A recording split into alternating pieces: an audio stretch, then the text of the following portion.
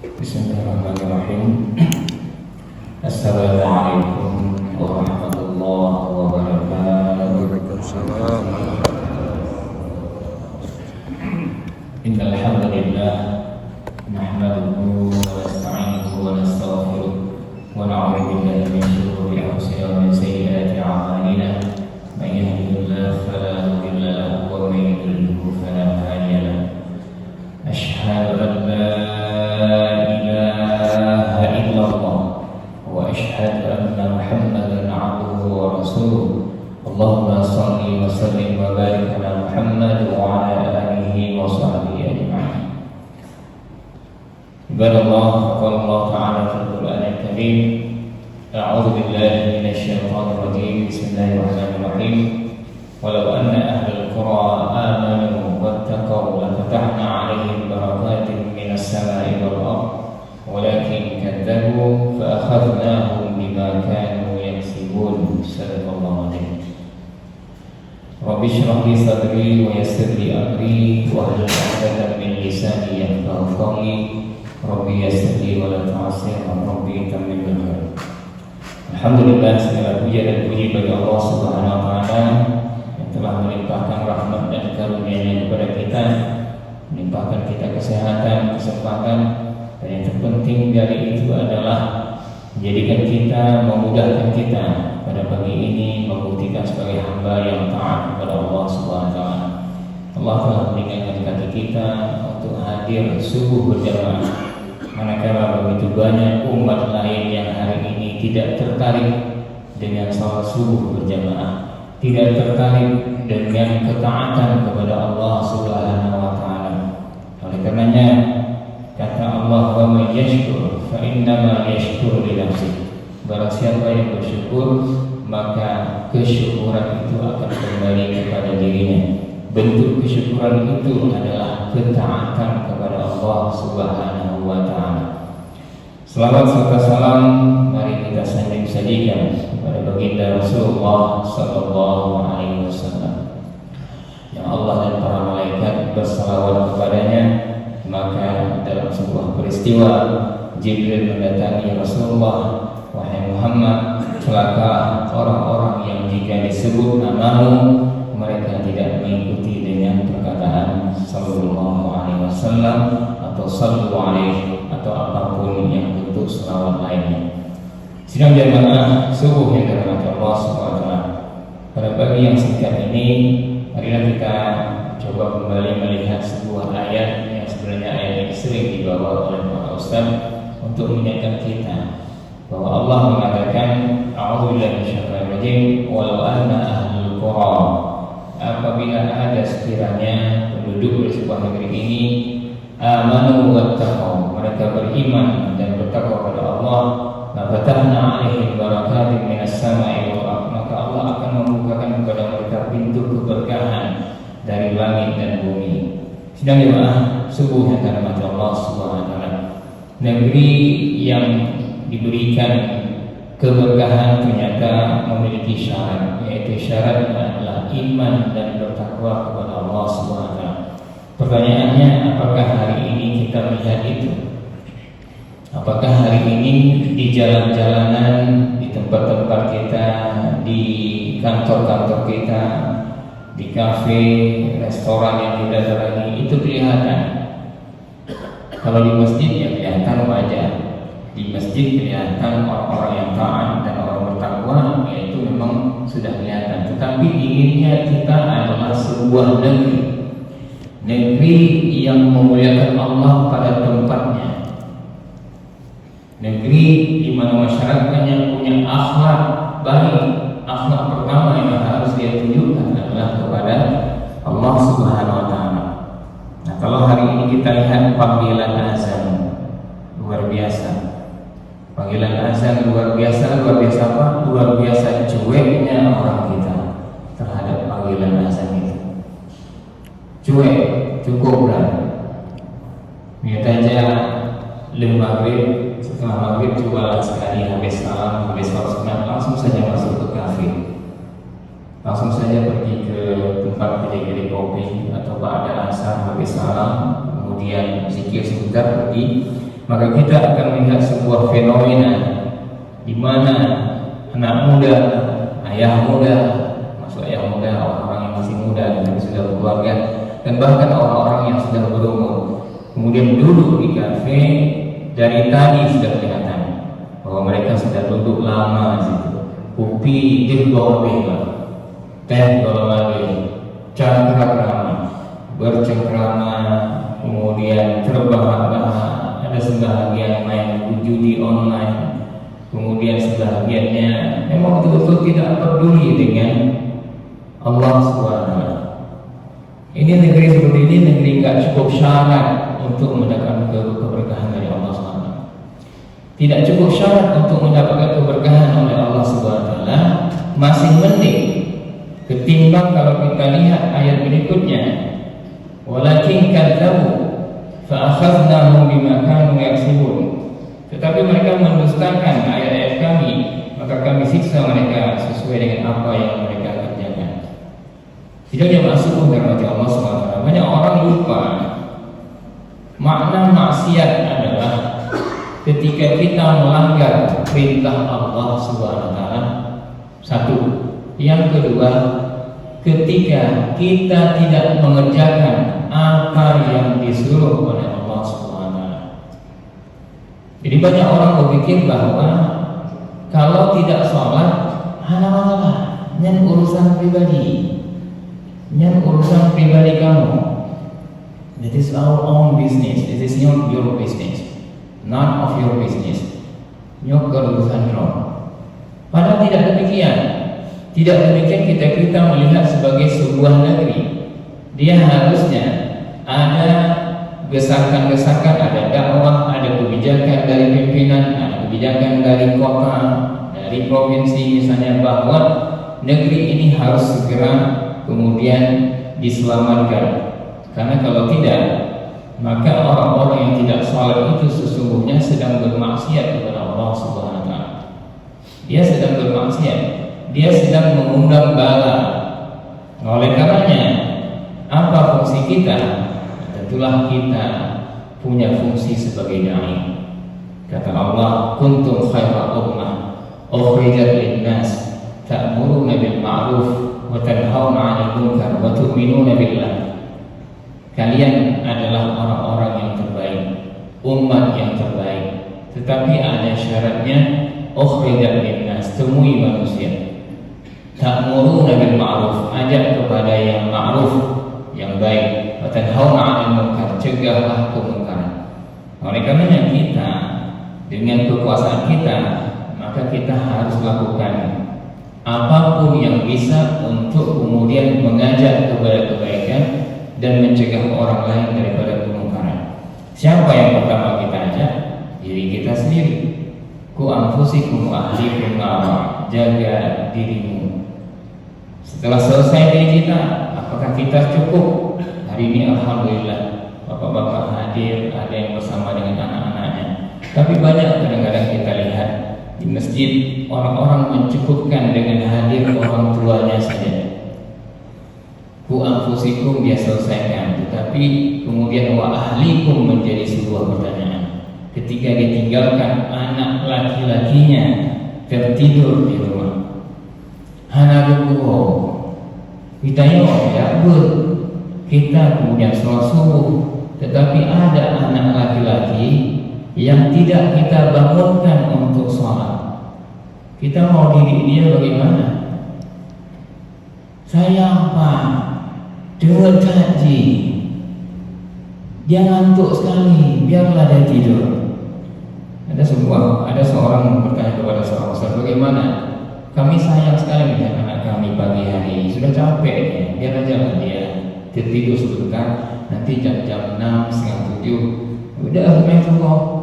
Nah, kata ustaz begini, kalau sekiranya rumah ibu kebakaran, rumah ibu, rumah bapak kebakaran, anak masih tertidur, kira-kira apa sikap kita orang tua? Oh, saya bangunkan, saya selamatkan dia.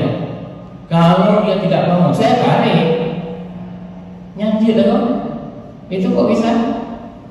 Api yang sudah terbakar rumah kita, Kamar sudah berbeda, bukan kamar dia ada bahkan baru kamar, ruang dapur kita. Tapi kita takut dia akan menjalar ke satu rumah. Kita bangunkan dia, kita siram dia. Kalaupun kita tarik perlu kita bopong dia. Kenapa? Karena bayangan api yang membakar rumah itu jelas di dalam pikiran kita. Yang jelas api neraka. Padahal begitu kita lihat api neraka ini luar biasa dahsyatnya. Luar biasa dahsyatnya. Dalam sebuah peristiwa pada perang Khandaq, Rasulullah dan sahabat mendengar sebuah dentuman besar. Biraya alamin. Kemudian sahabat bertanya, "Ya Rasulullah, apa itu? Pusu yang kau biraya? Apa geladu? Apa kemudian petir atau apa?" Dan Rasulullah mengatakan bahwa itu adalah sebuah batu besar yang dilemparkan oleh Allah Subhanahu wa taala 70 tahun yang lalu, dan dia baru sampai ke dasar neraka. Jadi batu itu dilemparkan ke dalam neraka 70 tahun perjalanan jatuhnya batu itu, dan baru sampai ke dasarnya. Luar biasa. Kalau 70 tahun kita jatuh, nggak kebayang. Pesawat yang ada di atas kita, nggak banyak pesawat luar negeri, kemudian dia jatuh. Saya pikir dalam hitungan beberapa menit dia sudah sampai ke daratan, walaupun dia pecah. Sidang jemaah Allah, kalau pesawat yang sebegitu tinggi dalam pandangan mata kita dan kemudian jatuh, dan ternyata hanya beberapa menit dia sudah mendarat ataupun pecah di bumi, bisa kita bayangkan bagaimana dalamnya neraka Allah. Oleh karenanya, ayat yang sering dibaca ketika ada sebuah takziah, apa dibacakan itu? Katakan bahwa kullu nafsin za'iqatul maut, fa innama tuwaffawna ujurakum yawmal qiyamah, faman zuhziha 'anil nar wa udkhilal jannah faqad faz. Nah, ini potongan ini yang kita sampaikan. Setiap jiwa pasti akan menemukan kematian, dan kemudian akan dikembalikan seluruh amalnya di yaumil akhirah, disempurnakan semua. Ada sebuah penggalan itu, faman zuhziha 'anil nar wa udkhilal jannah. Siapa saja yang dijauhkan dari neraka Allah, wa udkhilal jannah, dan dimasukkan ke dalam surga, faqad faz, maka itulah sukses. Jadi sukses yang dianggap oleh Allah Subhanahu wa taala apabila seseorang sudah dihindarkan dari neraka Allah dan kemudian dimasukkan ke dalam surga. Menghindar dari neraka ini penting. Maka doa kita, Rabbana atina fid dunya hasanah wa fil akhirati hasanah, ada penggalan ketiga yang cukup penting, wa qina azabannar. Tidak bisa kita hanya berdoa Rabbana atina fid dunya hasanah wa fil akhirati hasanah. Nijuklah ya Allah dunia yang cerah, dunia yang makmur, dan berikan saya akhirat yang baik, yaitu akhirat surga. Tetapi tidak doakan wa qina azabannar, jauhkan kami dari azab neraka. Betapa Rasulullah mengajarkan kita setelah subuh dan setelah maghrib baca doa Allahumma ajirna minan nar 7 kali. Ya Allah, jauhkan kami dari api neraka. Allahumma, pendek saja, coba kita dibaca sendiri dalam hati, Allahumma ajirna minan nar, Allahumma ajirna minan nar, Allahumma ajirna minan nar. Sebenarnya masuk terhadap Allah SWT. Makanya ketika Allah katakan ku anfusikum ahlikum nar, memang dahsyat. Permasalahannya apa? Permasalahannya adalah ada orang menganggap neraka itu sepele. Hanaya, tidak takut dengan proyek fiktif, tidak takut dengan proyek markup, yang itu semua akan membawa dia kepada dosa. Tidak takut untuk korupsi, copeng negara, copeng kampung, ambil dari uang kedinasan. Tidak ada Allah. Ini yang kita takutkan. Memang ada hidayah Allah di dalam hati kita, ada kalimat la ilaha illallah Muhammadur Rasulullah. Tapi mukmin yang sukses bukan mukmin yang hanya ingin mencari surga, tapi mukmin yang ingin menghindarkan dari neraka. Hindari, kita minta kepada Allah, Allah menghindari kita dan keluarga kita dari neraka. Dan kalau boleh sebuah negeri itu terhindar dari neraka Allah. Nah, kalau sudah dihindari dari neraka dan masuk dalam surga baru sukses. Kenapa? Karena bisa jadi ada orang yang juga masuk surga, tetapi setelah dibantai di dalam neraka. Nauzubillah min dzalik, yang terjadi kegiatannya. Tapi itu akan terjadi. Kenapa? Karena memang terkadang banyak maksiat yang kita lakukan. Ada maksiat harta mungkin yang kita lakukan. Ada maksiat-maksiat lain yang kita lakukan. Sidang jamaah dirahmati Allah. Nah, salah satu yang paling penting dalam menggerakkan daripada kebaikan itu, yang pertama mari kita evaluasi. Saya kembalikan tadi tentang sholat. Penting sekali kemudian kita membina keluarga kita mendirikan sholat berjamaah. Bukan tidak boleh seorang anak yang pulang dari kampus kita tanyakan, "Nah, makan di mana tadi siang?" "Pak, kepada nona." Bukan tidak boleh, silakan. Tetapi kenapa kita tidak bertanya, "Ne, Pak kata mayang rumah. Leho uno Pak kata mayang.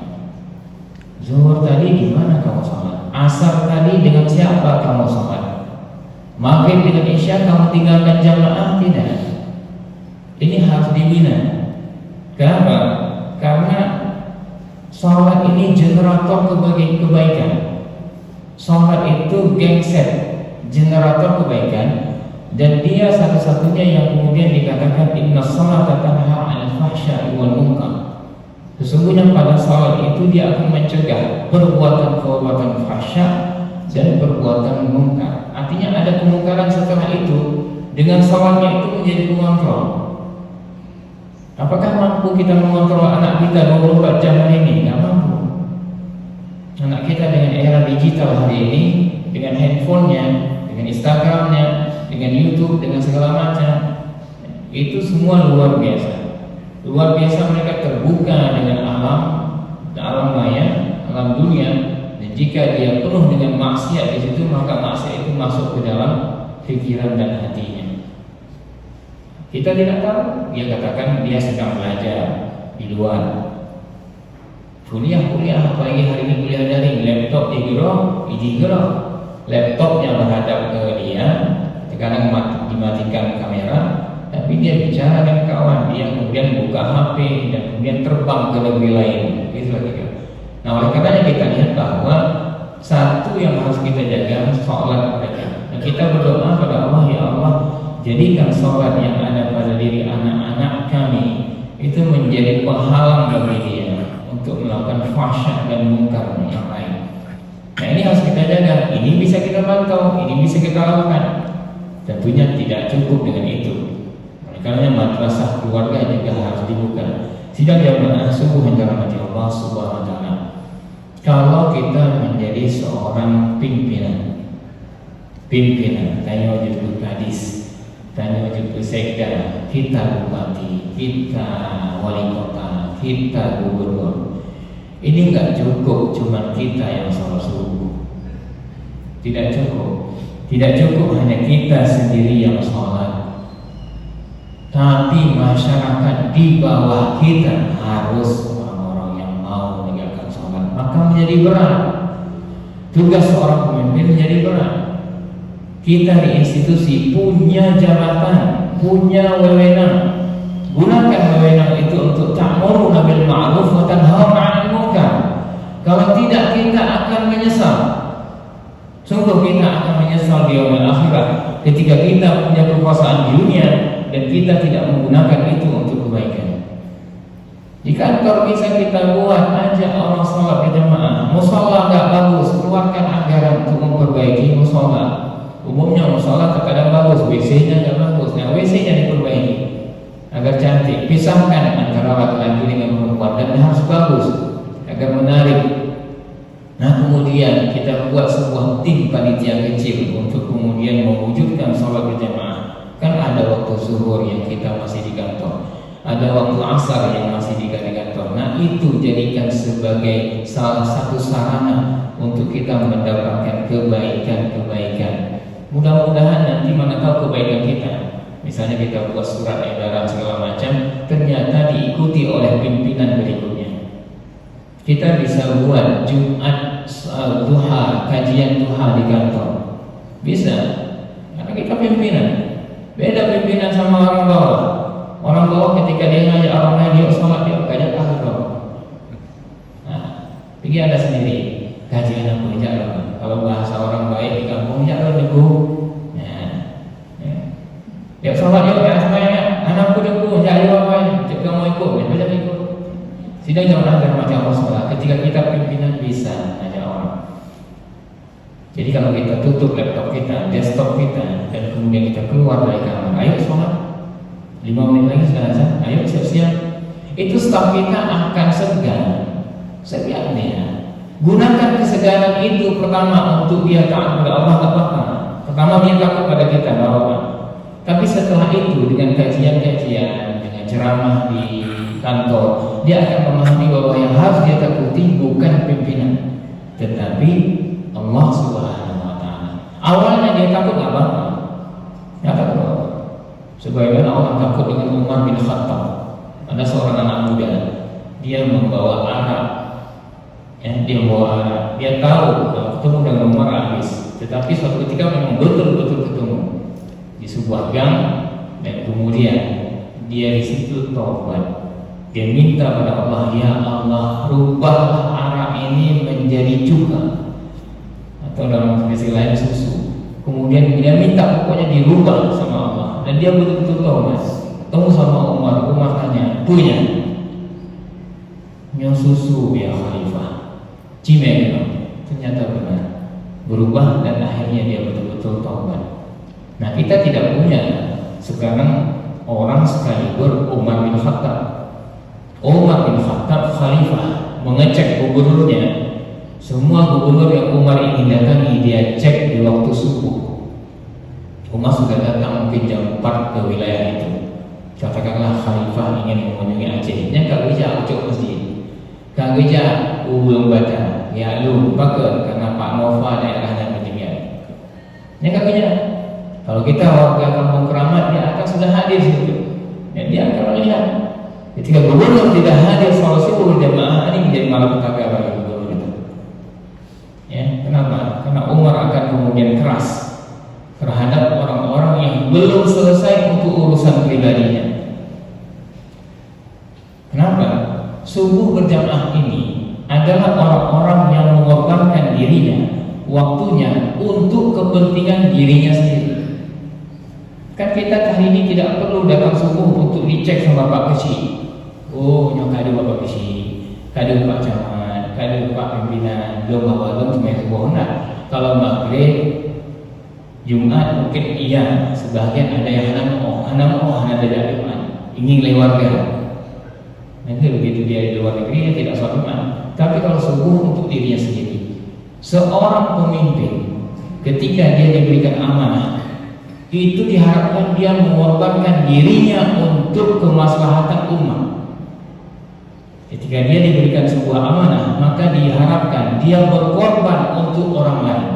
Nah, aneh seorang pemimpin yang tidak mau sholat subuh, artinya dia tidak mau berkorban untuk dirinya sendiri. Bagaimana mungkin dia kemudian diberikan sebuah amanah, yang amanah itu agar dia mengorbankan dirinya untuk orang lain. Sidang jamaah dirahmati Allah Subhanahu wa Ta'ala. Oleh karenanya, mari kita jadikan subuh ini sebuah ukuran. Subuh menjadi sebuah ukuran seorang mukmin. Maka kalau sebuah negeri ingin mengukur tentang keimanan negeri itu, subuhlah yang menjadi ukuran. Banyak kepentingan terhadap subuh. Orang yang melakukan subuh berjamaah, maka hari itu dijamin oleh Allah Subhanahu wa Ta'ala. Jika dia meninggal waktu zuhur, waktu asar, insya Allah dia husnul khatimah. Kemudian orang yang sholat subuh berjamaah dijanjikan adalah orang-orang yang akan melihat Allah nanti di yaumil akhirah bagaikan dia melihat bulan penuh, bulan purnama. Nah, kemudian kebaikan-kebaikan lainnya tentunya banyak sekali daripada subuh berjamaah. Tetapi juga kalau nggak mempan dengan kebaikan, ada hadis-hadis tentang ancaman bagi mereka yang tidak melaksanakan subuh berjamaah. Di antaranya Rasulullah mengatakan sungguh tanda-tanda orang munafik adalah orang-orang yang mereka berat salat subuh berjamaah dan salat isya berjamaah. pada subuh berjamaah ada dua malaikat, dua tim malaikat yang turun. Satu adalah mereka-mereka yang mencatat amal siang kita, hadir subuh tadi bersama kita, tidak kembali lagi dan akan kembali kepada Allah asar nanti. Sementara malaikat pencatat amal malam kita hadir asar kemarin dan sudah berpisah dengan kita tadi di waktu subuh. Dia subuh dan asar dua-duanya sholat bersama kita. Dan mereka setiap hari akan bertemu untuk melapor kepada Allah SWT. Meskipun Allah tahu apa yang dilakukan oleh hambanya, Allah akan bertanya, apa yang dilakukan oleh hambaku di waktu subuh? Kalau jawabannya, ya Allah, aku temukan dia subuh tanggal sekian sedang sholat, dan aku saat kembali juga menemukan dia, aku kembali saat dia sedang melakukan sholat, apakah itu sholat subuh atau sholat asar, maka ini menjadi catatan yang paling penting nanti di yaumil akhir.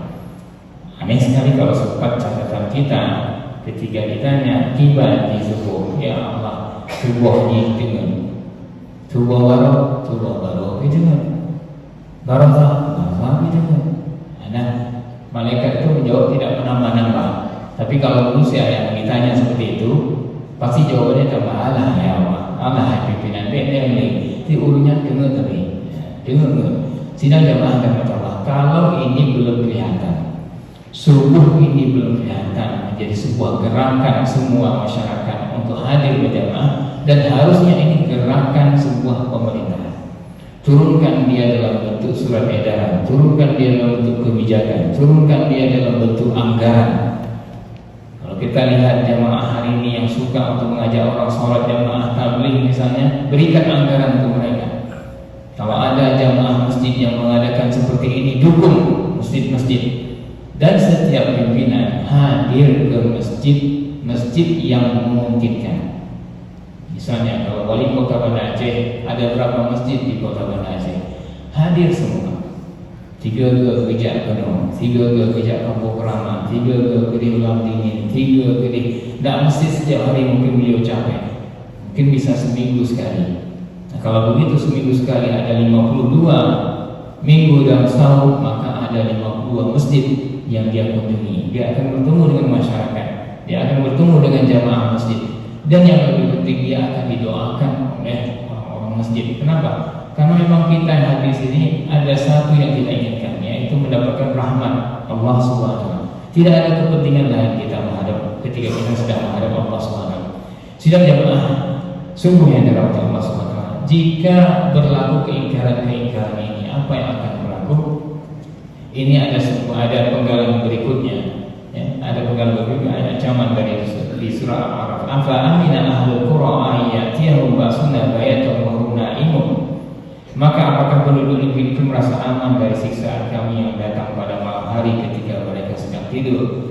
Itu sudah kita lihat dulu pasca tsunami, begitu banyak kejadian gempa di tengah malam, nias di tengah malam, atau tsunami kita yang datang di waktu duha. Itu ada di ayat 98. Awa amina ahlul qura ayatihum ba'suna duha wa hum yal'abun. Apakah penduduk negeri itu merasa aman dari siksaan kami yang datang pada pagi hari ketika mereka sedang bermain, atau yang datang terduga-duga? Awa amina ahlul qura ayatihum ba'suna afa aminu makrallah fala ya'manu makrallah illa al-qaumul khasirun, kata Allah di dalam surat Al-A'raf 99. Atau apakah mereka merasa aman dari siksaan Allah yang datang terduga-duga? Tidak terduga-duga, tidak ada yang merasa aman dari siksaan Allah selain orang-orang yang rugi.